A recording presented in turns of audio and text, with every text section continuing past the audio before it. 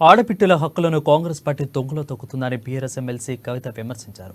ఇందిరమ్మ రాజ్యంగా చెబుతూ ఏర్పడిన కొత్త ప్రభుత్వంలో ఆడపిట్టలకు తీరని అన్యాయం జరుగుతుందని ఆగ్రహం వ్యక్తం చేశారు. రిజర్వేషన్ల స్ఫూర్తిని పక్కన పెడుతూ సీఎం రేవంత్ రెడ్డి మహిళలకు సమాంతర రిజర్వేషన్లు అంటూ కొత్త జీవో తీసుకురావడాన్ని తమ తీవ్రంగా వ్యతిరేకిస్తున్నామని చెప్పారు.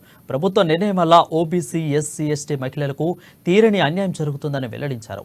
ఈ అంశంపై జాతీయ పార్టీ అయిన కాంగ్రెస్ వైఖరి ఏమిటో చెప్పాలని డిమాండ్ చేశారు.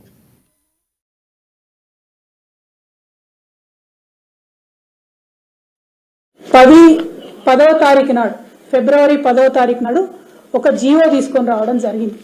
ఈ జీవో యొక్క సారాంశం ఏంటంటే, ఈ జీవో నంబర్ 3 యొక్క సారాంశం, ఇప్పటి వరకు మన రాష్ట్రంలో మహిళలకు ఉద్యోగాలలో హారిజాంటల్ పద్ధతిలో రిజర్వేషన్ అమలవుతా ఉన్నది. 2 రకాల రిజర్వేషన్లు ఉంటాయి. ఒకటి వర్టికల్ రిజర్వేషన్, అంటే వాటిని సోషల్ రిజర్వేషన్స్ అంటారు. అందులో ఎస్సీలకు, ఎస్టీలకు, బీసీలకు ఫిక్స్డ్గా కొన్ని నంబర్ ఆఫ్ జాబ్స్ ఇవ్వడం జరుగుతుంది. అదేవిధంగా ఇంకో కొన్ని రకాల రిజర్వేషన్స్ ఉంటాయి, వాటిని హారిజాంటల్ రిజర్వేషన్ అంటారు. ఆ హారిజాంటల్ రిజర్వేషన్ ఎట్లా ఉంటుంది అని అంటే, సమయాన్ని, సందర్భాన్ని బట్టి, అవసరాన్ని బట్టి ఇస్తారు.